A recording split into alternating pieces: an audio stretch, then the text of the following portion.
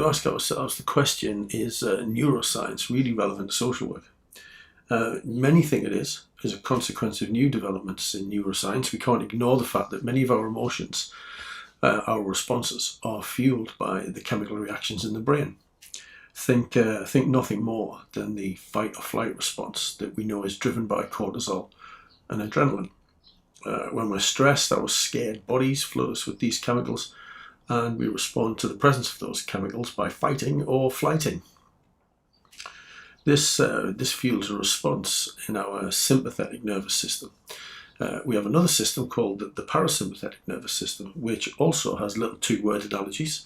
Sometimes it's called the rest and digest system, or sometimes the feed and breed system. Because when that system is activated, we relax enough to take care of some of the other functions that our bodies need to undertake in order to remain well. So what we know is that if there's a constant state of stress in our sympathetic system, if that system is dominating, then our parasympathetic nervous system doesn't get a look in.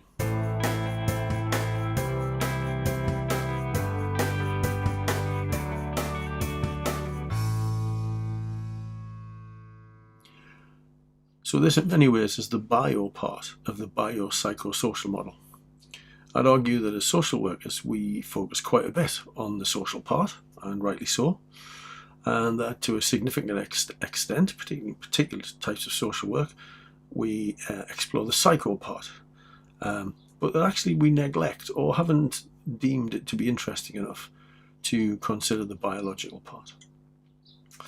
O'Brien, in her book Psychology, Human Growth and Development for Social Work, says that the brain is arguably the foundation for and core to a person's future development, behaviours and experiences.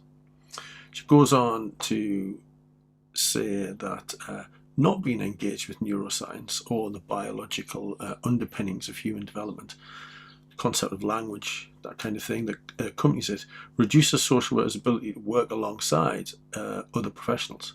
And I think to understand some of the factors that are driving people's responses to things. For many years it was believed that once we reached adulthood the brain was pretty much fixed. We know now this is not true. The brain has a plasticity, an ability to change, to develop, to change the very structures of the brain. The brain reacts to changes in environment, gets shaped by experience, both positive and negative, and this happens in children, and it also happens in adults. The brain is involved in all aspects of development, our motor skills, how you move about, how you pick things up, all that kind of stuff, and within the sensory dimension, and within our cognitive dimension, and also in the way we socially interact and are interacted with. I'm not going to go into the names and the very structures of the brain, although I'll mention some of them. You can go off and explore that for yourself. We don't need that for just here, but go and have a read about that. And again, O'Brien's book's very good on that. Harari, in his excellent book Sapiens, talks about what I'm going to talk about next. He talks about our historic animal brain, and I can relate this very much to how my dog operates. Essentially, primitive brains work in two ways. They work objectively and they work subjectively. So, my dog knows that if she runs into something hard, it hurts. She knows it's a physical object. She knows that a tree is solid. She knows the water is wet.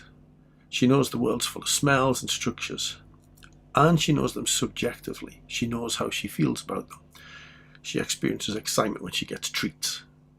She knows that these physical things taste nice, and she gets a pleasurable experience from that.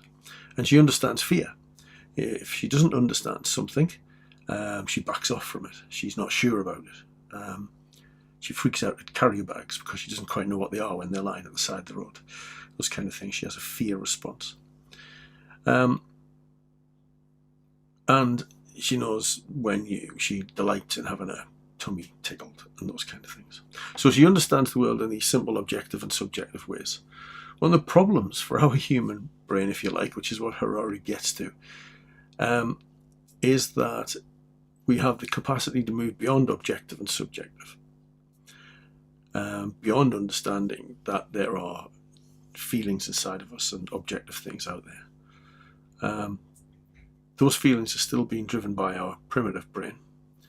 But now we've created stories about other things. I'll come on to that. The amygdala is a one-trick pony. It fuels adrenaline and cortisol. So it can't do much other than those very biological things. So as I said, we've moved beyond objective and subjective, and we created these intellectual ideas, these constructs around us. But our ideas of the world are often very different to the ideas of others. So these stories we tell each other, or these stories we tell ourselves about things, the way we construct these ideas, can sometimes be problematic for us. This is adding a whole other layer of stress, of vulnerability, of problems for us to deal with into the objective-subjective equation. Take the idea of father, for example. Being a dad, not being more distant. Different people have different ideas about what father means, about what father is. Different cultures construct this identity, this idea differently. Gives you an ideal to live up to, a construct to measure yourself against. And we all think that this idea of father, or mother, or grandparent, or social worker, or student, or lecturer, or whatever, we all have a different view of what those things might be. But our body only has a subjective emotional response to figure out how to respond to these things.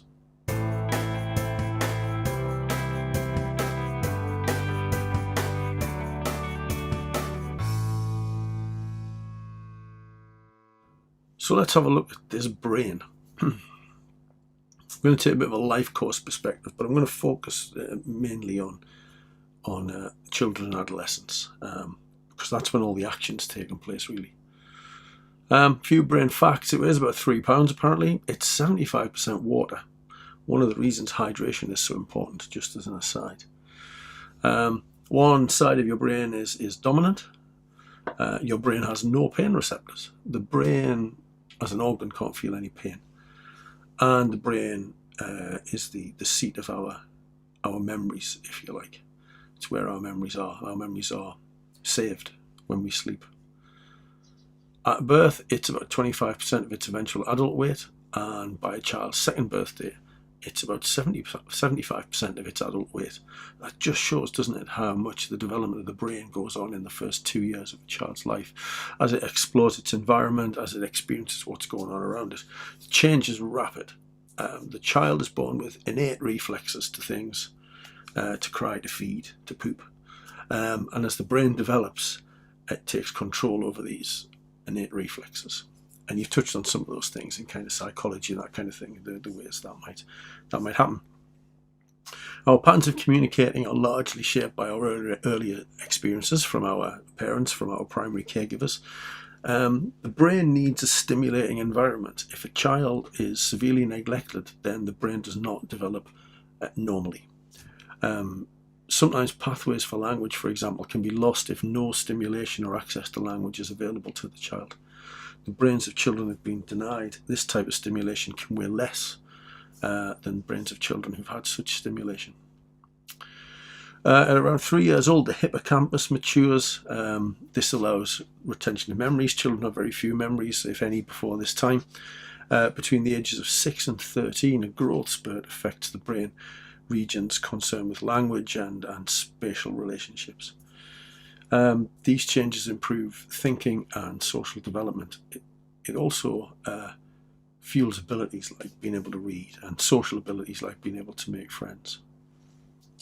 So early experiences shape the people that we become.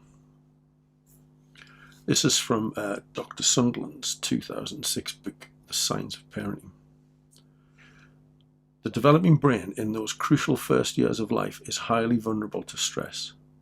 It is so sensitive that the stress of many common parenting techniques can later upset delicate emotional, chemical balances and stress response systems in the infant's brain and body, and sometimes cause actual cell death in certain brain structures. There is a massive scientific research showing that quality of life is dramatically affected by whether or not you establish good stress regulating systems in your brain in childhood. One of the most important alarm systems in the lower brain is the amygdala. One of its functions is to work on the emotional meaning of everything that happens to you.